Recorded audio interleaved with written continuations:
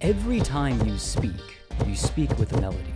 Change the rhythm, change the emphasis, change the flow, and you change the meaning instantly. That's not an accident. That's music. Languages are music. Let me explain. The most boring song in the world is just one note that's being held forever. Think about how annoying that is. If you speak like that, complete and total monotone with no emphasis on anything ever, you'll sound boring too. Languages have dynamics built into them. We naturally stress some syllables and soften others. Excellent speakers understand this. They use tempo and tone in the exact same way as musicians do in order to keep their speeches and their songs interesting. They speed up, slow down, pause, and belt certain words for dramatic effect. These kinds of dynamics are natural to us.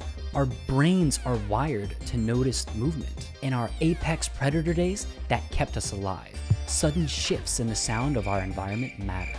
So, languages and music feel most natural when they move, breathe, and flow.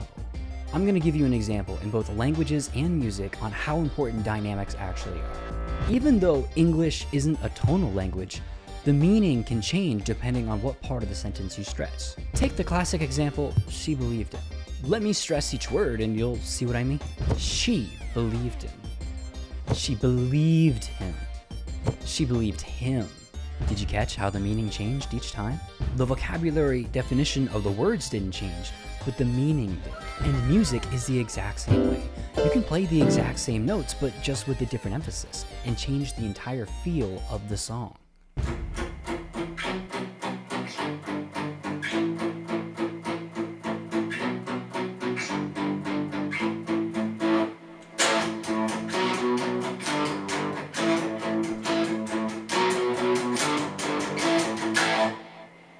Do you really think those are the same songs? Which one do you prefer? I've heard people say meaning comes from vocabulary and grammar, but that ignores reality. The delivery is what makes meaning land. We've all heard someone say the right words with the wrong tone, and the meaning gets lost. Your parents died! You made 10x on your investment. In real conversation, tone and meaning are the same. For example, you text someone, hey, you wanna go do this thing? And they reply, okay. Bruh. Are you 100% confident that the vocabulary definition of okay is enough to understand what they meant? Just as music has genres, languages have genres too.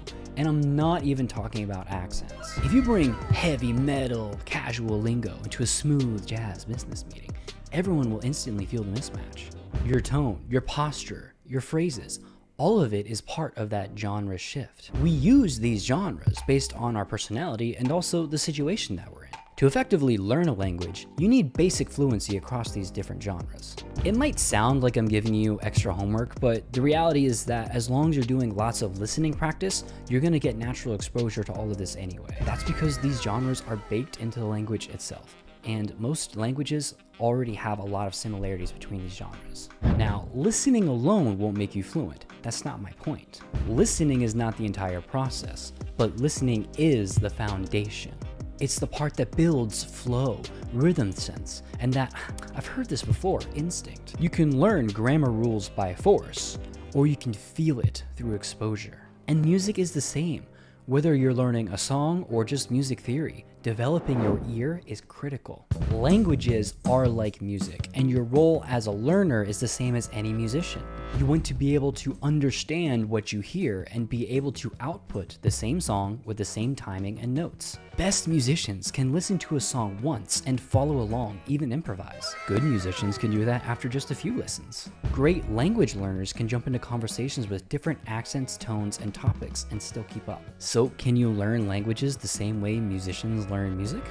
I think you can, at least to a large extent. Sure, guitar picking skills won't help you, but what about how we learn a song? Musicians can use sheet music tabs or teachers, but the best musicians just listen. They feel the melody, they find the key, they recognize the patterns. Maybe they've heard these patterns before. Then they start predicting what comes next. Language learning works the same way. Listen a lot.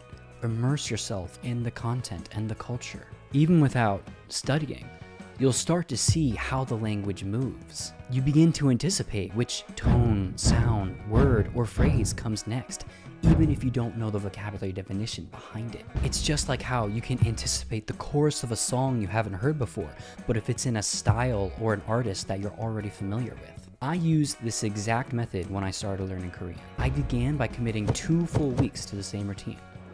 Watching a K-drama with no subtitles, no language help, nothing. At first, I barely understood anything, but by episode 7 or 8, I was already starting to see the rhythm and the patterns. I was already starting to predict how their sentences would end. It would be something like "ossoyo" or "ibnida." You start seeing the sound effects they use when they voice their frustration or happiness. Some of these things you do not see if you're reading subtitles. Then later on, when I actually studied, everything just clicked into place. I already had a melody in my head of how the language is supposed to flow. And that's the key that most learners miss when they only use apps like Duolingo. But they're not enough on their own and need supported by lots of listening practice in order to learn a language. Languages and music share far more similarities than people think. It's no coincidence that singers who perform in multiple languages usually have pretty good accents. Yes, they practice those specific songs like crazy as their jobs depend on it, but their trained ear helps them hear the flow of the language better, and their trained vocal muscles help them actually produce that sound. Perfecting an accent is not just theoretical, it's physical. Your mouth, throat, and tongue need gym time, just like any other muscle. Singing can train your ear and your voice, which directly affects language learning ability. People who excel at one often easily transition into the other. And both music and language learning are art forms that you'll never regret getting into. They enrich your life, your identity, and your understanding of the world.